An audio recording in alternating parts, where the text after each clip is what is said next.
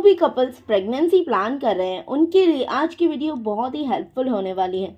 कई बार मुझे बहुत सारे कमेंट्स आते हैं कि मैम हम ओव्यूलेशन ट्रैक कर रहे हैं, रिलेशन भी रख रहे हैं, फिर भी प्रेगनेंसी कंसीव नहीं हो रही है, तो यहाँ पर इम्प्लांटेशन फेल हो रहा है। आज मैं आपको 5 टिप्स दूंगी जो इम्प्लांटेशन में हेल्प करेगा। सक्सेसफुल इम्प्लांटेशन आपका होगा अगर आप इन टिप्स को फॉलो करेंगे। ये टिप्स इम्प्लांटेशन को सपोर्ट करेगा और जल्द से जल्द प्रेगनेंसी कंसीव होगी। तो चलिए स्टार्ट करते हैं। तो पहले बात करते हैं इम्प्लांटेशन होता कब है। ओव्यूलेशन के 5 से 7 दिन बाद इम्प्लांटेशन होता है। इम्प्लांटेशन सिर्फ एक मोमेंट नहीं है कि ओव्यूलेशन हुआ उसके 5-6 दिन बाद इम्प्लांटेशन हो गया, ऐसा नहीं होता है। ओव्यूलेशन के बाद इम्प्लांटेशन का पूरा प्रोसेस होता है। अगर ये प्रोसेस में थोड़ी सी भी प्रॉब्लम हुई तो इम्प्लांटेशन फेल हो जाता है। ये आगे जाके फर्स्ट ट्राइमेस्टर में मिसकैरेज हो जाता है। अगर इम्प्लांटेशन में प्रॉब्लम हुई तो प्रेगनेंसी आगे टिकना काफ़ी मुश्किल हो जाता है। तो हमें इम्प्लांटेशन को सपोर्ट करना है और आगे तक सपोर्ट करना है ताकि ये प्रेगनेंसी अच्छे से कंटिन्यू हो, मिसकैरेज के कोई भी चांसेस ना हो और आपको एक हेल्दी बेबी मिल सके। तो इम्प्लांटेशन का पहला फेज होता है ओव्यूलेशन के 5-6 दिन बाद।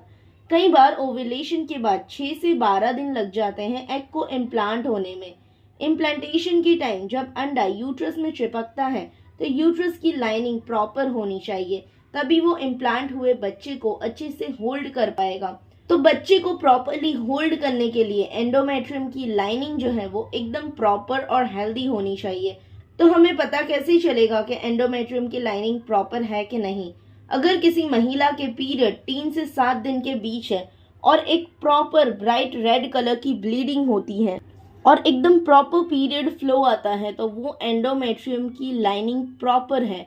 अगर सिर्फ स्पॉटिंग होती है या पीरियड में बहुत ज़्यादा पेन होता है तो यहाँ पर लाइनिंग ठीक से नहीं बन पा रही है और आपको डॉक्टर को कंसल्ट करने की ज़रूरत है। अगर प्रॉपर पीरियड फ्लो हो रहा है, पहले 2 दिन हैवी ब्लीडिंग फिर धीरे धीरे कम होती है, तो ये एक हेल्दी पीरियड है और एंडोमेट्रियम की लाइनिंग भी एकदम ठीक है, नॉर्मल है। उसके बाद अगर पीरियड में सिर्फ हल्के फुल्के क्रैम्प्स आते हैं तो ये नॉर्मल है। ज़्यादा प्रॉब्लम नहीं होती है तो भी ये नॉर्मल है। लेकिन अगर बहुत ज़्यादा किसी को हैवी क्रैम्प्स होते हैं जिससे वो अपने डेली काम भी ना कर सके, एकदम मतलब पूरा दिन रेस्ट करना पड़े, इतने हैवी क्रैम्प्स होते हैं, तो आपको एक बार एंडोमेट्रियम की थिकनेस चेक करवानी है कि शायद इस वजह से प्रेगनेंसी नहीं रुक रही है।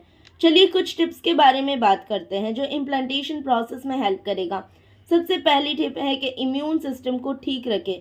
जिन महिलाओं को बार बार मिसकैरेज होता है या फर्टिलिटी ट्रीटमेंट्स के बाद भी प्रेगनेंसी नहीं होती है उनके लिए ये खास टिप है। इम्यून सिस्टम का ध्यान रखें। डेली विटामिन डी के सप्लीमेंट्स लेना स्टार्ट करें। रोज़ाना सुबह की धूप जो मॉर्निंग में 10 बजे के पहले की धूप होती है तब आप बाहर जा सकते हैं ताकि बॉडी को इनफ विटामिन डी मिल सके। विटामिन डी के सप्लीमेंट लेने से फर्टिलिटी इंक्रीज होगी और प्रेगनेंसी के चांसेस ऑटोमेटिक बढ़ेंगे। दूसरी टिप है स्ट्रेस मत लीजिए। अगर आप स्ट्रेस में रहेंगे तो बॉडी इम्प्लांटेशन के लिए रेडी नहीं होगी। तो अगर आपको किसी भी तरह का स्ट्रेस है या प्रेगनेंसी का स्ट्रेस है, प्रेगनेंसी नहीं हो रही है, उसके लिए आप ज़्यादा स्ट्रेस ले रहे हैं तो उससे भी इम्प्लांटेशन फेल हो सकता है। आप स्ट्रेस का ध्यान रखें। ज़्यादा स्ट्रेस लेने से इम्प्लांटेशन में दिक्कत आ सकती है और इम्प्लांटेशन फेल होता है, तो इस बात का ध्यान रखें। अब मेडिटेशन स्टार्ट करें, इससे भी स्ट्रेस बैलेंस होता है। तीसरी टिप है अपनी डाइट पे ध्यान रखें। इम्प्लांटेशन सक्सेसफुल होने के लिए आपकी प्रॉपर हेल्दी डाइट होनी चाहिए, तभी इम्प्लांटेशन प्रोसेस को सपोर्ट मिलेगा। डाइट में whole fruits, vegetables, nuts, dairy products ये सब आप इंक्लूड कर सकते हैं। अगर आप नॉनवेज लेते हैं तो अपनी डाइट में एग, फिश को इंक्लूड कर सकते हैं। ध्यान रखें कि प्रोसेस फूड, पैकेज फूड ये सब आपको अपनी डाइट से हटा देना है। चौथी इंपॉर्टेंट टिप है अपनी बॉडी को वार्म रखें। इम्प्लांटेशन होने के लिए यूट्रस वार्म रहना चाहिए। अपने पैरों को वार्म रखें। पैरों से यूट्रस का डायरेक्ट कनेक्शन होता है, तो इम्प्लांटेशन के टाइम अगर आपके पैर ठंडे हैं तो सॉक्स यूज कर सकते हैं। अगर लोअर बॉडी आपकी वार्म रहेगी तो सक्सेसफुल इम्प्लांटेशन के चांसेस बढ़ जाएंगे। अगर आपके पैर ज्यादा ही ठंडे रहते हैं तो आप गर्म पानी में 10 मिनट तक पैर रख सकते हैं, उससे भी पैर को वार्मथ मिलेगा। उसके बाद सॉक्स पहन सकते हैं। आप पेट के निचले हिस्से में हीटिंग पैड का भी यूज कर सकते हैं जिससे यूट्रस वार्म रहेगा और इम्प्लांटेशन अच्छे से होगा। और सबसे आखिरी टिप है एक्सरसाइज। ओव्यूलेशन के बाद जब इम्प्लांटेशन का टाइम है तब आपकी बॉडी एक्टिव होनी चाहिए, आपका ब्लड सर्कुलेशन अच्छे से होना चाहिए, तभी इम्प्लांटेशन प्रोसेस सक्सेसफुल होगा। इसका मतलब ये नहीं है कि आपको एकदम ज़्यादा हैवी वर्कआउट करना है। सिंपल 30 मिनट्स तक आप वॉक कर सकते हो या ब्रीदिंग एक्सरसाइजेस कर सकते हो। एक्सरसाइज करने से यूट्रस में ब्लड फ्लो बढ़ेगा और इम्प्लांटेशन होने के चांसेस बढ़ जाएंगे। अगर आप इन छोटी छोटी टिप्स को फॉलो करेंगे तो 1 से 2 महीने में ही प्रेगनेंसी कंसीव कर पाएंगे। उम्मीद करती हूँ आज का वीडियो आपको हेल्पफुल लगा होगा।